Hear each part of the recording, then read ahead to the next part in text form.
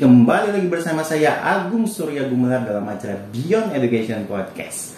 Podcast yang selalu menemani hari-hari Anda. Kita selalu sharing-sharing tentang parenting, motivasi, coaching, ada juga tentang dunia pendidikan, ada juga pertanyaan-pertanyaan dari para viewers semuanya. Kita selalu sharing 2 hari sekali upload video terbaru, makanya selalu stay tune ya di Beyond Education Podcast. Dan kalau misalnya mau ada yang bergabung ke grupnya, silakan link deskripsi di bawah sudah disediakan semuanya.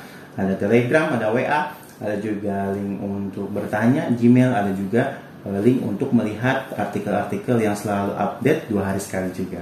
Langsung saja ya dicek di bawah. Dan juga kita juga tersedia di Radio Offline Indonesia. Online Indonesia, mohon maaf. Itu kayak seperti di Spotify untuk di Android, dan ada di Apple Music atau Apple Podcast untuk pengguna iOS atau Apple. Baik, pagi hari bersama dengan Pak Doni. Halo teman-teman semuanya, gimana gue? Ada yang bertanya nih Pak. Apa nih? Udah lama nih ya Q&A nih. Iya, sesi Q&A sekarang gitu. Iya. Kebetulan masuk dari seberang pulau. Jauh banget. Iya. Ternyata viewers kita tidak hanya di pulau sini-sini aja Pak ya. Di Pulau Jawa ya. Iya, pulau yang seberang juga ada ternyata ini. Ini dari Ibu Sri Harahap. Ibu Sri Harahap. Sudah. Apa nih pertanyaannya beliau? Sudah bisa tebak kan kalau Harahap itu biasanya di Sumatera gitu. Iya. Dari paling ujung. Iya. Sumatera Utara. Nah, jadi beliau ini seperti ini Pak kendalanya atau pertanyaannya. Saya punya seorang putri berumur 10 tahun. Duduk di kelas 5 SD. Yang ingin saya sampaikan dan pertanyakan begini Pak. Bagaimana caranya membatasi pengaruh gadget pada anak? Sementara di rumah fasilitas untuk itu tersedia. Ada komputer dan handphone. Cara membatasi gadget, tapi di rumah disediakan fasilitasnya. Sudah dibatasi Pak, tetapi kalau pulang sekolah yang dicari pertama kali adalah handphone. Iya. Kalau orang tua nggak ada di rumah, apalagi saya yang ketat mengawasi penggunaan handphone malah ke komputer. Jadi handphonenya diawasi, dia malah lari ke komputer. Iya. Gitu. Pindah gitu ya. Iya. Dan anak selalu mencari celah, Pak. Iya. Terima kasih, mudah-mudahan Bapak berkenan untuk menjawabnya. Silakan. Oke, baik. Ya, hal ini bisa dibilang pertanyaan yang umum ditanya Betul. oleh para orang tua ya. Iya, apalagi sekarang udah musim ya, zamannya gadget, komputer. Gitu. Sedangkan orang tua saja kan sama juga memakai gadget di depan anak. Jadi bagaimana caranya kita bisa menghindari gadget? Ini yang tanya menurut saya sesuatu hal yang kalau kita sebagai orang tua ya tidak dapat berpikir bijak mengenai hal ini, anak akan semakin mereka tuh merasa bahwa gadget ini adalah sesuatu yang apa ya namanya, edik gitu, sesuatu yang mereka itu merasa nyaman gitu. Karena apa? Karena sesuatu yang kalau dilarang, orang kan akan semakin penasaran. Betul, penasaran semakin tinggi. Apalagi ketika menemukan sesuatunya tuh seru. Nah itu. Dilarang tapi pas kita ngumpet-ngumpet, kok seru ya. Wah, pasti banget ya Pak. Iya. Nah jadi kan di sini orang tua itu harus cerdas dalam menyikapinya gitu. Kita harus berpikir gitu. Kenapa sih anak saya ini sangat edik gitu dengan gadget? Apa penyebabnya? Sedangkan gadget itu bisa dibilang sesuatu hal yang digunakan oleh setiap orang, bukan sebuah benda terlarang gitu, seperti layaknya narkoba gitu. Nah, di sini orang tua harus mencari tahu, dialog dengan anaknya gitu. Itu konten apa? Kita tanya ke anak kita, berbicara dari hati ke hati berkaitan dengan penggunaan gadgetnya mereka, mengapa mereka tuh sangat menyukai gitu menggunakan gadget. Nah, di sini kita mencari sebanyak-banyaknya informasi. Betul.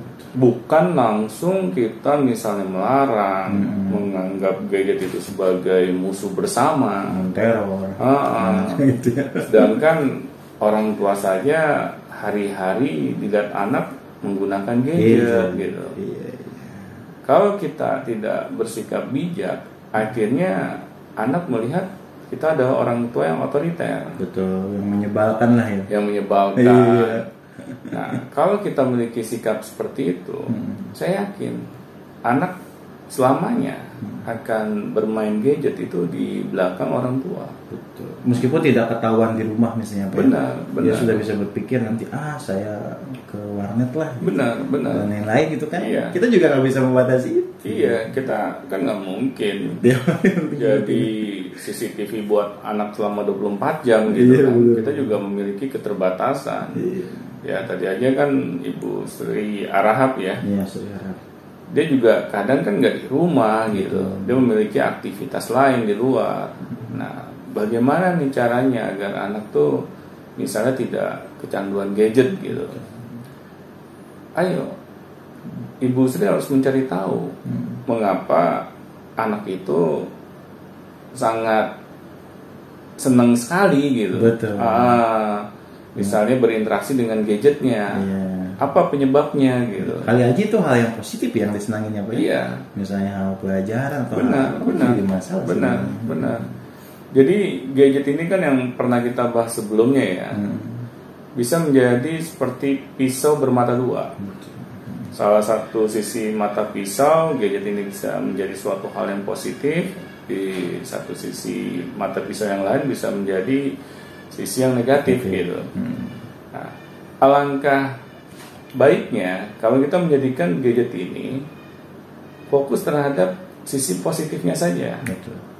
Nah, tapi memang penggunaan gadget ini jangan sampai mengganggu misalnya kesehatan kita. Betul. Karena kita tahu berlama-lama gitu ya terpapar dengan gadget. Iya, itu pun harus dikomunikasikan kepada anak ya. Benar. Anak mesti diberitahukan. Kalau misalnya setelah orang tua mendapatkan informasi gitu dari anaknya berkaitan dengan penggunaan gadget mereka, ternyata jawaban mereka karena mereka bosan gitu ya dengan keadaan misalnya di rumah atau gadget ini sebagai pelarian dari kejenuhannya mereka. Betul. Jadi seperti itu ya. Bisa jadi. Akhirnya kalau orang tua sudah mengetahui hal ini, ayo cari jalan keluarnya. Jadi jangan sampai anak yang disalahkan gitu. Dengan cara kita memarahi mereka bahwa mereka ini nggak bisa dibilangin misalnya menggunakan gadget secara berlebihan. Kalau cara kita seperti itu, akhirnya anak semakin merasa bahwa gadget ini adalah perangkat yang paling menyenangkan gitu. Jadi utamakan dialog dengan anak. Benar. Kita interaksi dulu dengan anak gitu. Cari tahu dulu kenapa. Oh, ternyata memang kita sebagai orang tua ini nggak peka gitu bahwa anak kita ini sebenarnya dalam keadaan yang jenuh gitu. Anak kan juga punya aktivitas gitu ya. Ya misalnya di sekolah atau di lingkungannya. Ya siapa tahu mereka merasa tidak nyaman gitu di kedua tempat itu. Nah, orang tua harus dapat membantu anak tuh untuk menemukan solusinya gitu. Agar apa? Agar anak itu bisa melakukan kegiatan yang lain di luar interaksi mereka dengan gadget gitu. Nah, tetapi kalau misalnya kita tidak mau berinteraksi, kita hanya maunya melarang saja gitu. Akhirnya kan anak merasa bahwa orang tua ini nggak adil gitu. Orang tua tuh nggak bisa diajak berdialog misalnya. Iya. Akhirnya ya kalau anak semakin sulit menuruti apa maunya kita, ya kitanya lah yang harus introspeksi diri gitu. Logikanya kan kok saya dilarang main gadget tapi saya juga nggak bisa ngobrol sama ibu. Ngapain Nah, gitu? kan lucu gitu. Lucu, jadi bingung kan mau kemana lagi nih kita. Nah. Jadi yang ada malah keluar. Iya. Ya, sih kayak gitu. Benar. Dia istilahnya melarikan diri dari rumah karena dia merasa nggak nyaman, terus disalah-salahin. Nah, di sini pentingnya kita sebagai orang tua itu bijak gitu. Kita cari tahu dulu apa yang menjadi penyebabnya anak kita ini kecanduan misalnya dengan gadget gitu. Kalau ternyata anak kita ini tidak memiliki pelampiasan yang lain dan dia sebenarnya sama gadget ini merasa adalah teman setia gitu.